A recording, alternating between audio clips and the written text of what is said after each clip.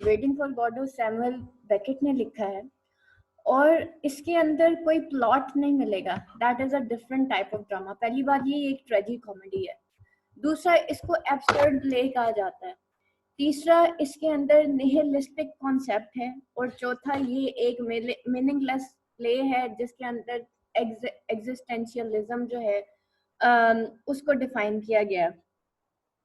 हम लोगों को नॉर्मली इस तरह के ड्रामास की आदत नहीं होती जिसके अंदर कोई प्लॉट ना हो, लेकिन there is some message behind it. आपने चार्ली चैपलिन के का देखा होगा। ये एक्चुअली चार्ली चैपलिन के ऊपर जो है ये फिल्म जो है वो बनाई गई थी, वेटिंग फॉर गॉडो। और उसके अंदर कुछ भी नहीं था, सब कुछ कॉमिक सीन्स थे, एब्सर्ड था। और इसके अंदर मतलब there is nothing inside the drama. Actually इस ड्रामा के थ्रू एक थीम बताई जाती है कि इंसान जो है ना वो एक एमलेस जिंदगी गुजार रहा है, no purpose life, and he is just waiting for Godot. Waiting यानी कि वो किसी ऐसे करिश्मे के इंतजार में है कि शायद उसकी जिंदगी में कुछ होगा तो उसकी जिंदगी बदल जाएगी। हमें देखें, हम एग्जाम्स के बिल्कुल आखिरी दिनों में जाके तैयारी करते हैं और कुछ तो ऐसे स्टूडेंट होते हैं वो पढ़ते ही नहीं है। एंड पे जाके उनको ऐसे लगता है जैसे पता नहीं कोई अचानक से कोई जादू हो जाएगा और मेरी जिंदगी बदल जाएगी। और ये जो इस तरह की जो होप है या इस तरह का ये जो एक इंसान का तस्वुर है वो हमेशा रहता है।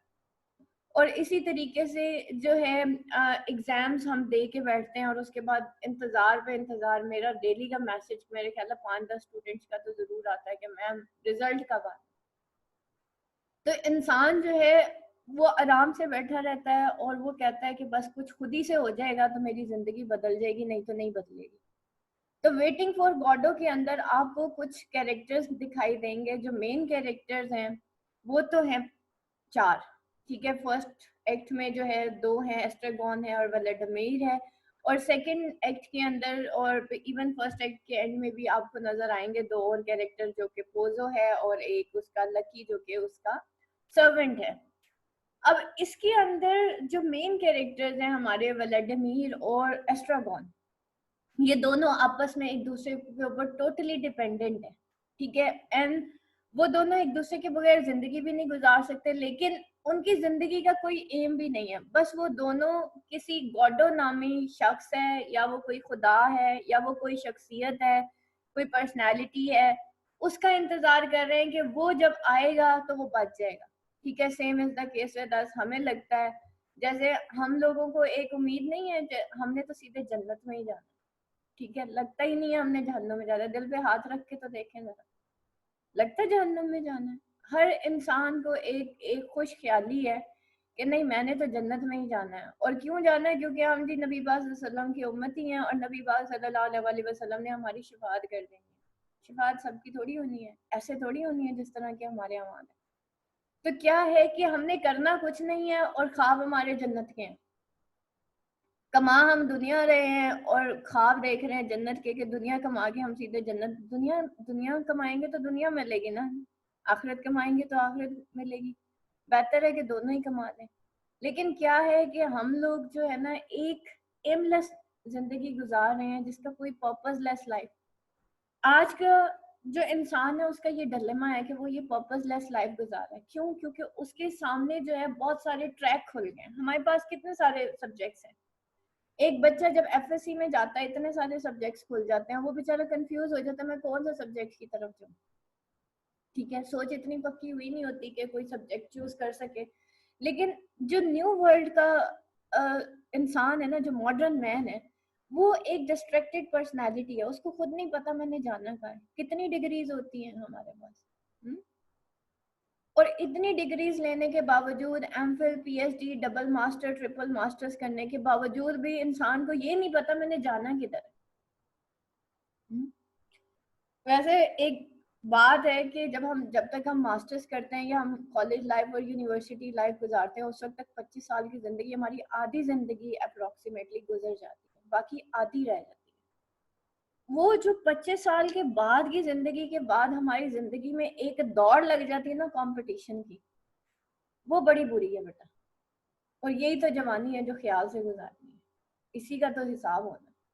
अब वो हम अपनी सारी जिंदगी जो है, अपनी सारी एनर्जीज वो एक ऐसे कंपटीशन में गुजार देते हैं जो कि एक एमलेस कंपटीशन, जस्ट टू मतलब एक सीट तक पहुंचने के लिए। वो सीट मिल जाती है, उसके बाद आप यू कम टू नो कि नहीं भाई इतना टाइम भी गुजर गया, हर किसी को मैंने जो है बहुत ज्यादा इग्नोर भी किया, अपनी फैमिली को इग्नोर किया, अपने बच्चों को छोड़ा, अपने मियाँ को छोड़ा, अपने बहन भाइयों को जो है मिलना छोड़ दिया। हम लोग एग्जाम्स की खातिर क्या क्या कुछ नहीं करते हैं ना, और माएँ भी अपने बच्चों की खातिर, एग्जाम्स होते हैं उनके तो वो इधर नहीं जाना तो उधर नहीं जाना, ये वो सारा कुछ ऐसे ही होता है। तो कितनी सारी चीजें हम छोड़ देते हैं, लेकिन एट द एंड वो जब इंसान वो बुढ़ापे में अक्सर लोग चिड़चिड़े हो जाते हैं ना, वो एक्चुअली उनको वो चीजें नजर आ रही होती हैं, मैंने इतनी जिंदगी गुजारी बट मैंने एमलेस जिंदगी गुजारी, जिंदगी ऐसे नहीं, ये मकसद नहीं था, कुछ और था। तो एट दैट टाइम इंसान की एनर्जीज उस वक्त तक खत्म हो चुकी होती है जब तक उसको समझ आती है, उस वक्त तक वो बूढ़ा हो चुका होता है। और इंसान बुढ़ापे में वो काम करता है जिसकी उसको आदत पड़ी होती है। अगर उसको सारी उम्र नमाजों की आदत पड़ी हुई है ना, वो बुढ़ापे में भी नमाजें पढ़ना शुरू कर देगा। अगर उसको सारी उम्र गॉसिप करने की, बुराइयां करने की आदत पड़ी हुई है, वो बुढ़ापे में भी गॉसिप और बुराइयां करना शुरू कर देगा। तो दैट इज द थिंग, हम लोग हैबिट पे जीते हैं। Habit is the main thing of waiting for God, कि इंसान हैबिट पे जीता है। एक इंसान की हैबिट है कि वो पॉजिटिव सोचता है, वो पॉजिटिव ही सोचेगा। एक इंसान की हैबिट है वो नेगेटिव सोचेगा, वो नेगेटिव ही सोचेगा। तो इंसान वक्त के साथ साथ, सर्कमस्टांसेस के साथ साथ उसकी कुछ हैबिट बनती हैं। यहाँ पे एस्ट्रागोन और व्लादिमीर को अगर हम देखें तो उन दोनों को हैबिट है टाइम वेस्ट करने की, जैसे हम लोगों को पड़ गई है, हम मोस्टली अपना टाइम वेस्ट कर देते हैं। और वेस्ट करने के साथ साथ फिर भी हमें होता है नहीं अभी भी कुछ हो जाएगा, और हम जो है ना, हमारी जिंदगी बदल जाएगी। वो अचानक से जिंदगी बदलने के ख्वाब जो हम देखते हैं वो है वेटिंग फॉर गॉड, कि गॉडो इज समथिंग जो कि अनसीन है, that is not visible in drama. वो आएगा भी नहीं, गॉडो एंड तक नहीं आएगा। और व्लादिमीर और एस्ट्रागॉन जो है वो हमेशा जो है वो ड्रामा एंड ही एक कंटिन्यूड पोजीशन में एंड हो जाता है, टू बी कंटिन्यूड, के गॉडो नहीं आया। ठीक है, और इंसान उस गॉडो का इंतजार करते करते थक जाएगा, लेकिन गॉडो नहीं आएगा। लेकिन उसको फिर भी पक्का यकीन है कि एक दिन गॉडो आएगा और उसकी जिंदगी जो है वो बदल जाएगी, वो जन्नत में चला जाएगा और उसकी जो दुनिया वो भी खत्म, वो सही हो जाएगी। दूसरी चीज ये, यहाँ पे एक निहिलिस्टिक कॉन्सेप्ट दिखाया गया। आफ्टर वर्ल्ड वॉर 2 जब लोगों के रिश्तेदार, बहन भाई सब सामने मर गए, उनकी पूरी दुनिया जो है एक लॉस्ट वर्ल्ड में तब्दील हो गई थी, तो एट दैट टाइम इंसान के अंदर एक निहिलिस्टिक कॉन्सेप्ट जनरेट हुआ। निहिलिज्म कहते हैं नो गॉड कॉन्सेप्ट, कि देयर इज नो गॉड। इंसान ने ये कहना शुरू कर दिया कि अगर गॉड होता तो मेरी जिंदगी में इतनी मुसीबतें आती क्यों, जंग होती क्यों, दुनिया, इंसान की जिंदगी में कत्लो गारत होते क्यों। इस वजह से जो है ये निहिलिस्टिक कॉन्सेप्ट जो है इंसानों के जहन में आना शुरू हो गया। फॉर एग्जाम्पल आप देखें, जो इंसान जितना गरीब होता है ना, वो उतना ही अल्लाह से दूर होता है।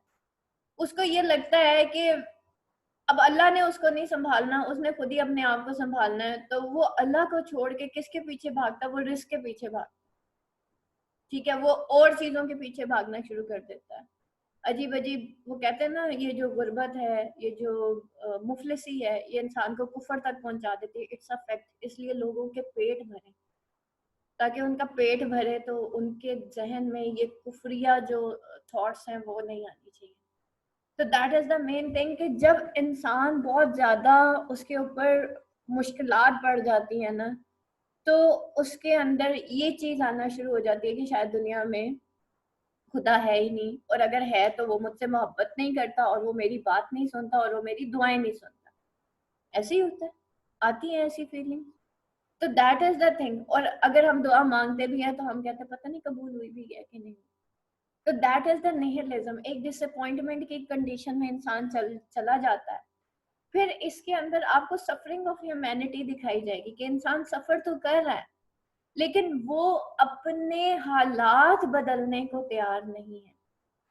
वो अपनी हैबिट में जिंदगी गुजार रहा है, उसको पता है ये सफरिंग्स हैं और उसको नजर भी आ रही है, लेकिन वो अपने हालात बदलने को तैयार नहीं है। ठीक है, तो वो है ना कि खुदा ने आज तक उस कौम की हालत नहीं बदली, ना हो जिसको ख्याल आप अपनी हालत के बदलने का। ठीक है, जब खुद को हालत बदलने का ख्याल ना हो तो अल्लाह ताला भी फिर मदद नहीं करता। खुद जो जो इंसान जो है कुछ कर कर सकने का सोच लेता है ना, वो तो बेटा कर लेता है। सोचने के साथ अमल भी करना, सोच तो खैर सारी लेते हैं, लेकिन action speaks louder than word. आगे वो लोग जाते हैं जो कि अमल करते हैं। अब वेटिंग फॉर गॉडो के अंदर क्या है, उन दोनों को पता है कि हम सफर कर रहे हैं, उन दोनों को पता है कि मतलब हमारे इर्द गिर्द there is some barren world around us, but they want to do something but they can not do. ठीक है, वो चाहते हैं हम कुछ करें but they could not do, वो कुछ नहीं कर पाते क्योंकि उनके अंदर एक्शंस की कमी होती है। हमारे अंदर भी यही है, किताबें इतनी सारी चार्ट ली हैं और आप हमारे एक्शंस तो देखें किस तरह के, ना सब्र है ना शुक्र है, ना हमें पता है रिलेशंस कैसे निभाने हैं, ना हमें पता है अपनी जिंदगी के हालात को कैसे बदलना है। बेटा सोच बदलेगी तो जिंदगी बदलेगी, that is the reality of life. अब ये एक एब्सर्ड प्ले है, एब्सर्ड प्ले। अब ये रियलिस्टिक कॉन्सेप्ट आपको बता दिया। अब एब्सर्ड में देखें क्या होता है। एब्सर्ड प्ले के अंदर ये होता है कि सब कुछ कॉमिक सीन होता है, नथिंग कम्स नथिंग गोज। ठीक है, ना कुछ आया ना कुछ गया, ना पाया ना खोया, there is nothing in this drama. इस वजह से इसको जो है इसको कहा जाता है कि इस ड्रामा का कोई प्लॉट नहीं है। उसके बाद एक थीम ऑफ एग्जिस्टेंशियलिज्म है कि इंसान जो है वो एक पर्पसलेस लाइफ गुजार रहा है। To exist in this world you have to, मतलब आपको कुछ एम्स बनाने पड़ते हैं। इंसान जब दुनिया में आया तो वो अपने ही इर्द गिर्द घूमना शुरू कर देता है, लेकिन अगर वो एक एमलेस जिंदगी गुजारता है तो वो एग्जिस्ट नहीं कर पाता।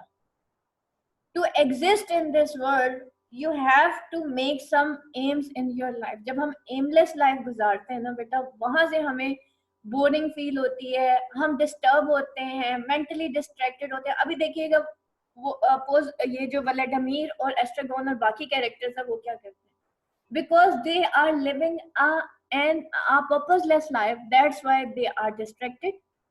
वो जो है अजीब अजीब सोचों में मुब्तला है, उनको पता नहीं है हमने आगे करना क्या है। हमें देखे ना हम क्या करते हैं, क्योंकि हम एक एमलेस लाइफ गुजार रहे हैं, इस वजह से हमें नहीं पता जाना किधर है।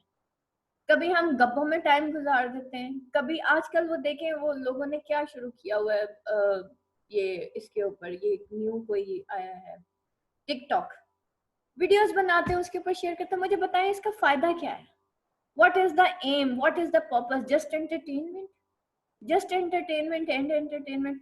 खा लिया पी लिया और मर गई, this is the life? That is not the life, this is the aimless life. इसी की वजह से लोग डिस्टर्ब हो जाते हैं, इसी की वजह से लोगों के अंदर जो है एक टाइम आता है आप बोर होना शुरू हो जाते हैं अपनी लाइफ से। क्यों? क्योंकि जिंदगी में आपने कुछ अच्छा बोला नहीं, आपने कुछ ऐसा नहीं किया कि जिसका आगे कोई पर्पस हो। ये क्या बात हुई कि आपने एक वीडियो बनाई और अपलोड कर दी, तस्वीरें खींची अपलोड कर दी, उसके बाद कमेंट पे कमेंट, केक वो बर्थडे हुई और केक की तस्वीर जो है वो फेसबुक पे अपलोड, आज मैं इस्लामाबाद बैठी हूँ, आज मैं फलानी जगह बैठी हूँ। Is this the life?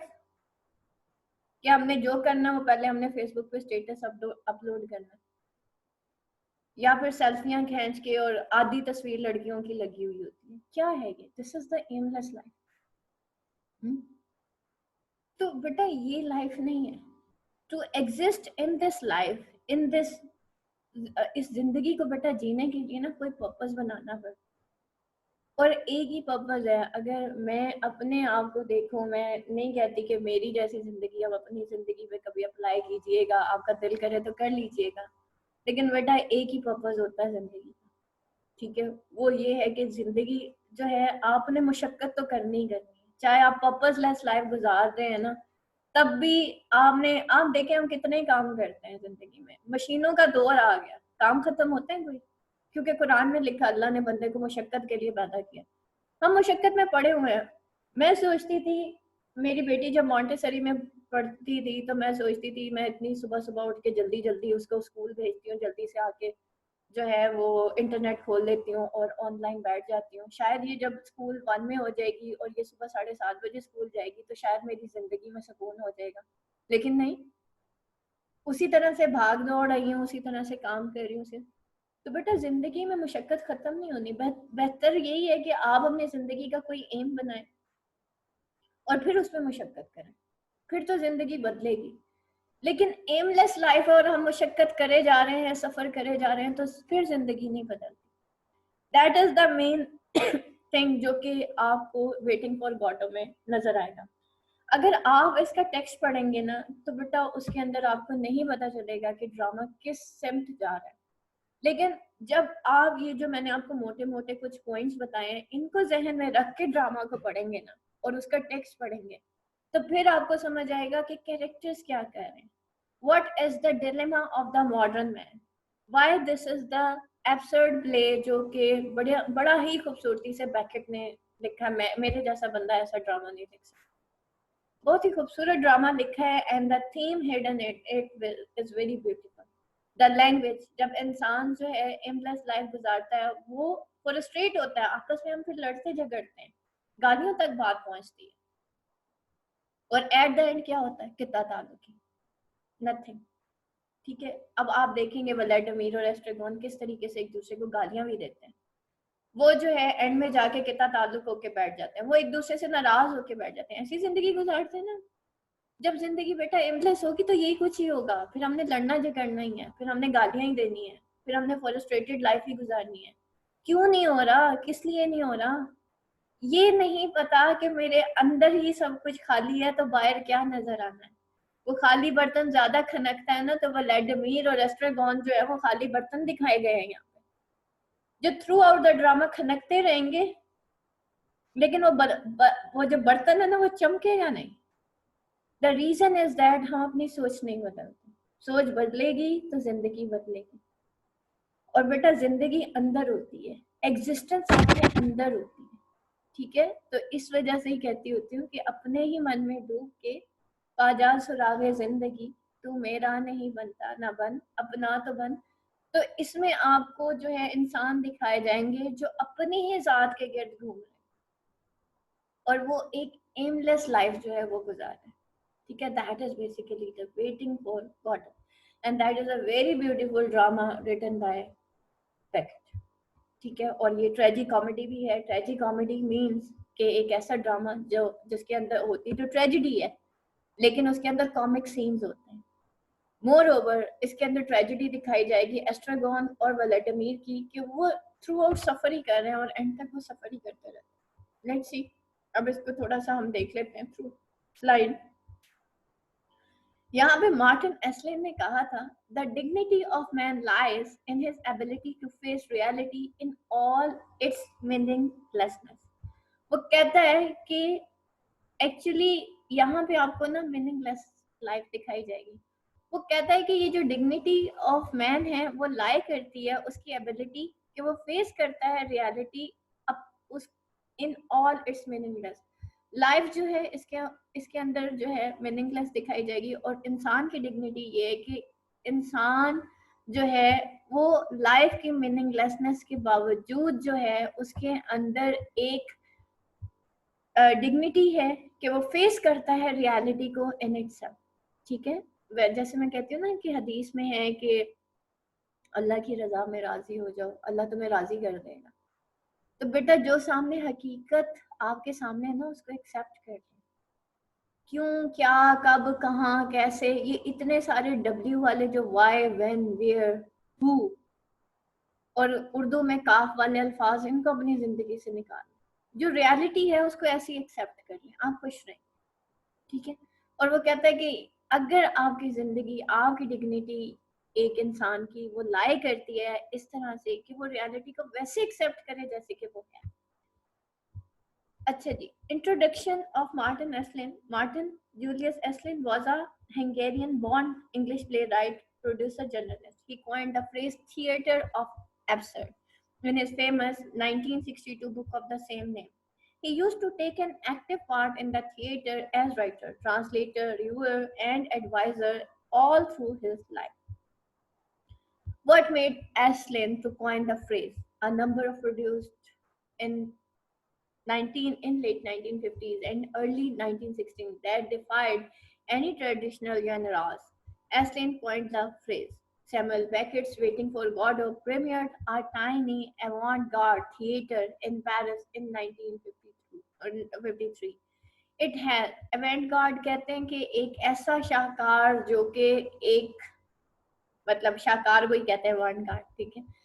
तो it had been translated into more than 20 languages within 5 years. ठीक है, more than इसको translate किया गया उसके बाद 20 languages में within 5 years. इतना ज़्यादा ये Waiting for Godot मशहूर हुआ था. It was seen by more than a million spectators during that period, as it was yet to be given a name, came forward and coined the phrase theater of absurd in his masterpiece of same name published in 1962. absurd पता है ना किसे कहते हैं उर्दू में. अच्छा जी, उसके बाद जो है यहाँ पे देखिएगा what used the term absurd from the first time. Sorry, who used the term absurd first time? The term absurd was originally used by Albert Camus in his 1942 essay myth of Sisyphus. ठीक है, उसने ये जो myth of Sisyphus थी ऐसे उसमें उससे उसने ये जो है अल्बर्ट कैमस ने अपने 1942 में अपने ऐसे myth of Sisyphus में ये वर्ड ये जो टर्म है absurd यूज किया था, wherein he described the human condition as meaningless and absurd. जहाँ पे उसने इंसान की जो कंडीशन थी उसको मीनिंगलेस और एब्सर्ड दिखाया था. Characteristics of theatre of absurd देख लेते हैं. सबसे पहले होपलेसनेस इन कैरेक्टर्स दिखाई जाती है, एब्सर्ड और अनएक्सप्लेन्ड एंडिंग दिखाई जाती है, कॉमिक सीन्स होते हैं, इंपॉर्टेंस ऑफ रिपीटेशन, ठीक है, बार बार रिपीट किए जाती हैं वर्ड्स को, एलिमेंट्स ऑफ एग्जिस्टेंशियलिज्म और एलिमेंट्स ऑफ एग्जिस्टेंशियलिज्म इसके अंदर दिखाई जाती है. Waiting for Godot as a theatre of absurd by Samuel Beckett. Samuel Beckett को देख लेते हैं. Beckett came from well to do family and attended Trinity College Dublin where he studied French and Italian, graduating in 1927. His first published literary work was a short poem with footnote called Horoscope in 1930. Horoscope. In 1930, the dramatic work that became best known was an attendant Godot 1949, Waiting for Godot. उसका जो dramatic work था जो कि best known रहा was an attendant Godot. ठीक है, वो एक attendant Godot था, Waiting for Godot, which was the first performed in 1953 and appeared in English 1954. इसके अंदर आपको लैक ऑफ प्लॉट दिखाया जाएगा. प्लॉट किसे कहते हैं? सीक्वेंस ऑफ इवेंट्स को. आपको यहाँ पे कोई सीक्वेंस ऑफ इवेंट्स, कोई स्टोरी, कोई बिगिनिंग, कोई एंड, कुछ भी नजर नहीं आएगा. और प्लॉट किसे कहते हैं? It has a beginning, a middle and an end. ठीक है, उसका एक बिगिनिंग होता है, मिडल होता है, एक एंड होता है, और तमाम जो सीक्वेंस होते हैं वो एज अ होल जो है एक कॉम्पैक्ट ऑर्गेनाइज्ड वे में दिखाए जाते हैं. यहाँ पे आपको नो बिगिनिंग, क्लाइमेक्स और एंडिंग कुछ भी नजर नहीं आएगा. सेम प्लेस एंड टाइम, एक ही सेम टाइम होगा, अनएक्सप्लेन्ड स्टोरी होगी, नथिंगनेस एंड एम्प्टीनेस आपको दिखाई जाएगी. फिर इसके अंदर इंपॉर्टेंस ऑफ रिपीटेशन होगी.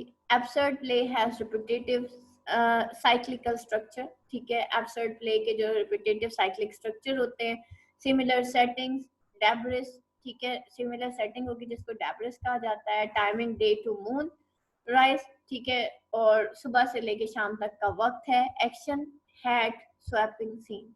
और एक्शन क्या है इसके अंदर? वो हैट स्वैपिंग सीन, यानी कि हैट ही सही करता रह जाएगा. हम लोग भी बस इसी तरह ही करते रह जाते हैं, सिर्फ बाल संवारते रह जाते हैं. ठीक है, और क्या करते रह जाते हैं? कपड़े चेंज करते रह जाते हैं और जूते चेंज करते रह जाते हैं. यहाँ पे भी यही चीजें दिखाएंगे. वो हैट ही चेंज करते रह जाएंगे, जूते उतारते रह जाएंगे, कभी जूते पहनेंगे उतारेंगे, पहनेंगे उतारेंगे. हम भी जिंदगी ऐसे ही गुजार. Repetition of actions, repetition of words. ठीक है, इसी तरह की जिंदगी ये जो मॉडर्न मैन है, जिसको पढ़ा लिखा मैन कहते हैं, वो ऐसी जिंदगी गुजार. ठीक है, सिमिलर एक्ट स्ट्रक्चर, और उसके बाद सेम एक्स एंडिंग, ऐसे ही एक्ट एंड हो जाता है, सेम डायलॉग ऐसे ही। हमें देखे ना, सारी उम्र गिले शिकवे करते करते करते करते गुजार देते होता। तो same actions, same life, same thought. वो कहते हैं ना, हदीस में है ना कि वो शख्स हलाक हो गया कि जिसका आज कल से, गुजरे हुए कल से बेहतर नहीं है। बेटा आज अगर आपकी सोच कल से बेहतर नहीं हुई ना, आप हलाक हो जाएंगे, बर्बाद हो जाएंगे। ठीक है, अपनी सोच बदल लें, आप बहुत खूबसूरत जिंदगी गुजारना शुरू कर देंगे। अब यहाँ पे वो दिखाएंगे, आप देखिएगा व्लादिमीर और एस्ट्रागॉन क्या करते हैं। एंड तक वो हैट ही चेंज करते रह जाएंगे, जूते पहनेंगे और उतारते रह जाएंगे। स्लेव आएगा, वो स्लेवरी में ही जिंदगी गुजार देगा, और मास्टर बनता होके भी मास्टर ही रह जाएगा। तो हम लोग अपने हालात, अपनी सोच बदलने को तैयार है ही नहीं। तो ये चीज यहाँ पे दिखाई जाएगी। इस वजह से हम वही एक्शन रिपीट करते रहते हैं। क्या करते हैं, सेल्फी खींची फिर लगा दी, फिर सेल्फी खींची फिर लगा दी, फिर सेल्फी खींची फिर लगा दी। Is this the life? Video बनाई फिर अपलोड कर दी। Is this the life? ऐसी जिंदगी गुजर जानी, एंड आ जाना। यहाँ पे देखें, उसके बाद दिखाया element of existentialism. Absurd theater questions the existence of man. Absurd theater question करता है existence of man को, कि इंसान exist कर ही क्यों रहा है जब जिंदगी ही मीनिंगलेस है, जिंदगी एमलेस है। when there is no God in this world, then why man is existing in this world? क्यों वो जिंदगी गुजार रहा है? क्या खाने पीने जीने के लिए? आप देखें स्कूल्स में हमारे बच्चों के क्या करती हैं, हर वक्त फंक्शंस। वो जो हमारा 14 अगस्त का फंक्शन होता है, आपने कभी गौर किया उस पे क्या हो रहा होता है? उस पे वो मेरे ख्याल है वो नेशनलिज्म तो शायद कम दिखाई जा रही होती है, हमें डांसेस ज्यादा दिखाया जा रहा होता है, फन ज्यादा दिखाया जा रहा होता है। कभी नोट किया बच्चों को स्टेज पे खड़ा करके और डांस करवाया जा रहा होता है मिली नमों के? तो बेटा ये किस तरह की जिंदगी है? आप खुद सोचे कि हम कैसी जिंदगी गुजारें। तो ये होती है आजादी। Absurd theater questions the existence of man. इंसान क्यों एग्जिस्ट कर रहा है? What is the reason behind that? मैं क्यों जी रही हूँ? मेरा जिंदगी में आने का मकसद क्या है? ये सोचना है हमने। यहाँ पे आपको ये बताया जाएगा human existence has no meaning and purpose. यहाँ पे आपको ये भी बताया जाएगा कि इंसान की एग्जिस्टेंस का ना तो कोई मीनिंग है ना पर्पस है। मॉडर्न मैन एक मीनिंगलेस और पर्पसलेस लाइफ गुजार रहा है। The mystery of human existence lies not in just staying alive. इंसान की एग्जिस्टेंस सिर्फ ये नहीं है मिस्ट्री ऑफ एग्जिस्टेंस कि वो सिर्फ जिंदा जी रहा है, but finding something to live for. इसको एग्जिस्टेंशियलिज्म कहते हैं। हमें कुछ तो पर्पस ढूंढना है। मैंने जिंदगी क्यों जीनी है, किस लिए जीनी है, क्या करना है, मैं दुनिया में क्यों आ गई हूँ, मैंने अल्लाह के पास वापस जाना है, मैंने जवाब देना है। कोई तो पर्पस होना चाहिए ना। वो इंसान जिससे अपनी जिंदगी खिदमत खल के लिए दे दी हो ना, उसका जिगरा बड़ा हो जाता है, उसकी जिंदगी में सुकून आ जाता है। जिसने अपनी जिंदगी अल्लाह के हवाले कर दी हो ना, कि अल्लाह तेरे लिए गुजारनी है, बस तेरी मखलूक के लिए गुजारनी है। वो अब्दुल सत्तार ईदी को देखे ना, what a beautiful purpose of his life. और हमें देखें, हम अब्दुल सत्तार ईदी की तारीफ तो करते हैं, अब्दुल सत्तार ईदी बनने को तैयार नहीं है। ठीक है, तो बेटा अपनी अपनी जिंदगी का कोई पर्पस ढूंढे, क्योंकि लाइफ अगर पर्पसलेस एमलेस होगी ना, तो आप वो एक्चुअली हम जो साथ वाले को ब्लेम कर रहे होते हैं ना, इसकी वजह से मेरी जिंदगी खराब हो रही है, वो उसकी वजह से नहीं होती, वो इसलिए होती है मेरी लाइफ पर्पसलेस। जब मेरी लाइफ का कोई एम और एम्बिशन होगा ना, मुझे इर्द गिर्द के लोगों में खामियां नजर आना कम हो जाएगी, क्योंकि मेरे अंदर एक एम क्रिएट हो जाएगा ना, एक पर्पस क्रिएट हो जाएगा। नहीं यार, मुझे ये पर्पस है, मैंने ये काम अपना टास्क पूरा करना है, इस वजह से। इसलिए जो लोग बिजी रहते हैं ना अपने कामों में, वो पॉजिटिव भी रहते हैं। वो कहते हैं ना कि फरागत जो है ये बड़ी बुरी चीज है, और खाली दिमाग शैतान का घर। ठीक है, तो बेटा दिमाग खाली होगा ना, तो फिर शैतान का घर बन जाएगा। तो शैतान का घर नहीं बनाना इसको। ठीक है, उसके बाद जो है, इसी को बेटा something live for.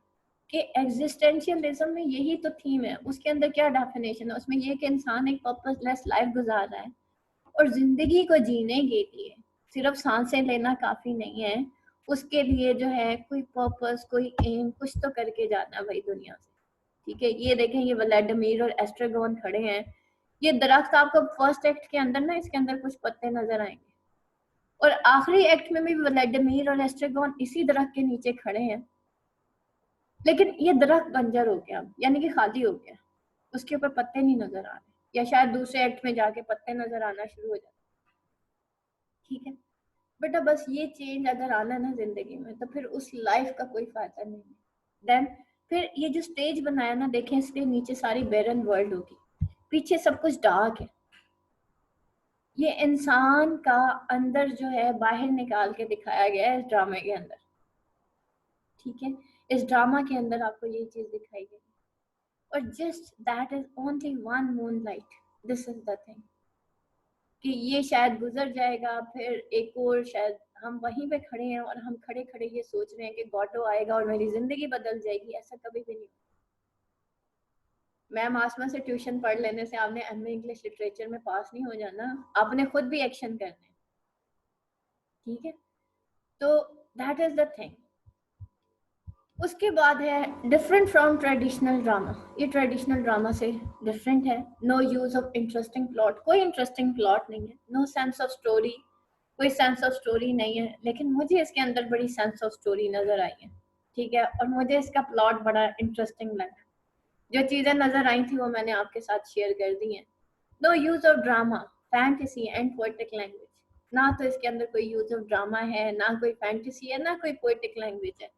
Absurd ending है। Absurd play has unexplained hopes, religions, nothingness. ठीक है, एब्सर्ड प्ले की अनएक्सप्लेन्ड होप्स होती हैं। अनएक्सप्लेन्ड जो है वो उसकी लैंग्वेज या होप्स या जो भी समझ लें।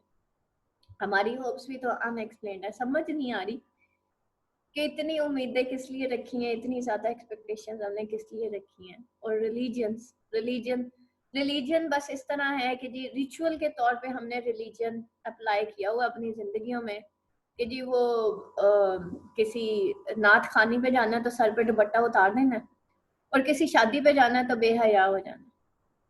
ठीक है, ये हमारी जिंदगी में रिलीजन का नाम है। ऐसे ही है कि नहीं है? झोल चढ़ाया हुआ है रिलीजन का, अंदर से खाली है। Nothingness, forgetfulness. ठीक है, हर चीज भूल जाते, फॉरगेटफुलनेस। जब इतने सारी चीजें दिमाग में डाल देंगे तो बेटा चीजें तो भूलेंगी ना। इंसान की, आपको पता है मेमोरी लॉस क्यों होती है? जब हम इतनी सारी चीजें दिमाग पे सवार कर लेते हैं। और मेमोरी लॉस, और ये जो अब डिप्रेशन से तो बहुत आगे, अब तो लोगों के वो जो है मेंटल डिसऑर्डर स्टार्ट हो गए हैं। लोगों का वो मेंटल ब्रेकडाउन हो जाता है। ठीक है, एफएससी में किसी के अच्छे मार्क्स नहीं आए, वो दरिया कूद जाता है किसी समंदर में खुदकुशी करने के लिए। किसी चाचे ने किसी भतीजे को अगर डांट दिया है तो वो अना का मसला बना देता है। मैंने एक केस ऐसा देखा था जिसमें एक चचा ने अपने भतीजे को जो है वो मारा था, अभी भी वो है, हमने मैंने लाइव देखा। और उस लड़के ने जाके पता नहीं कहीं छलांग लगा दी थी या क्या, दरिया में छलांग लगा दी। उसके बाद से वो आज तक वो लड़का पागल है, सिर्फ इतनी सी बात। ठीक है, ये तो बेटा हमारी जिंदगी है। आप सोचें कि मतलब उसका मेंटल ब्रेकडाउन हो गया। फिर उसके बाद इसी तरीके से एक मैंने स्टूडेंट को देखा था, वो उसके पता नहीं मेडिकल में मार्क्स नहीं आए थे, अच्छे मार्क्स नहीं आए थे, उसका मेंटल ब्रेकडाउन हो गया। फिर एक हमारे अंदर एक और चीज आज की सोसाइटी के अंदर होगी, हमारे अंदर ना फॉरगेटफुलनेस बहुत ज्यादा होती है, यानी कि लॉस ऑफ मेमोरी बहुत ज्यादा होती है, और बहुत कम उम्र में ये स्टार्ट हो जाती है, भूल जाती है ना बहुत सारी बातें। द रीजन इज दैट हम एक फोकस्ड लाइफ नहीं गुजार। हजरत इब्राहिम को देखें ना, अल्लाह ताला ने जहां हजरत इब्राहिम का नाम आता है ना, वहां पे अल्लाह ताला कहते हैं हजरत इब्राहिम हनीफन थे, फोकस थे। उनकी जात का महवर ही सिर्फ अल्लाह था। समीना व अताना थे, हमने सुन लिया और हमने मान लिया। हमारे सामने कितनी दफा अजान की आवाज आती है, हम सुनते हैं और उसके बाद कहते हैं अच्छा चलो सो जाते हैं, फलाना काम, क्योंकि हम फोकस नहीं है ना, लाइफ का कोई एम नहीं है। तो इस वजह से डिस्ट्रैक्टेड माइंडेड हो जाते हैं। जब डिस्ट्रैक्टेड माइंडेड होते हैं तो माइंड पे जोर पड़ता है। जोर पड़ता है तो आपकी वो जो नर्व्स कहती है वो कहती है भाई मैं इतनी मेमोरी नहीं बर्दाश्त कर सकती। इस वजह से हमारे जैसे मोबाइल की मेमोरी हैंग हो जाती है। आजकल मेरे लैपटॉप ने बड़ा तंग करना शुरू किया हुआ है क्योंकि इसकी भी मेमोरी बहुत हो गई है। वो कह रहा है जितने नोट्स आपने सेव कर दिए उसको डिलीट करो नहीं तो मैं काम नहीं करता। तो that is the same thing with the brain. उसके बाद purposelessness of man ending is sorry man is man man ending is not conclusion. और ये पर्पसलेसनेस ऑफ मैन है, ठीक है, जो इसके अंदर दिखाई जाएगी। और एंडिंग इज नॉट कंक्लूजन। और एंडिंग जो है ना आपको इज नॉट कंक्लूजन तो ना देखें, ending without conclusion. Without conclusion हम अपनी जिंदगी गुजार के यहाँ से चले जाते हैं and there is no ending of our, मतलब जिसे कहना चाहिए कि हमारे कोई एंड नहीं है हमारी लाइफ का, कोई सिरा नहीं, कोई स्टार्ट नहीं, कोई एंड नहीं। That is the purpose that life जो कि हम इस जिंदगी में गुजार रहे हैं। ठीक है, तो ये बेटा आप लोगों का आज का वेटिंग फॉर गॉडो है। अच्छा, हम जो है वेटिंग फॉर गॉडो का पूरा टेक्स्ट वो हमने कंप्लीट करना है। दैट इज द अब हमारे पास सिर्फ टाइम कितना रह गया। मैंने ड्रामा का सोचा हुआ था कि जो फरवरी का एंड होगा उसमें हमारा ड्रामा एंड हो जाएगा, जो आपका स्केड्यूल बना हुआ है। ये वीक बेटा आपका ड्रामा का टेक्स्ट का है, नेक्स्ट वीक आपके ड्रामा के क्वेश्चन आंसर्स के। सो इस वीक में आप अपनी किताबें उठा लें और टेक्स्ट आपने सारा कंप्लीट करना है। समरी और जो आपका है आपके कैरेक्टर्स हैं वो मैं आपको अभी करवा देती हूँ।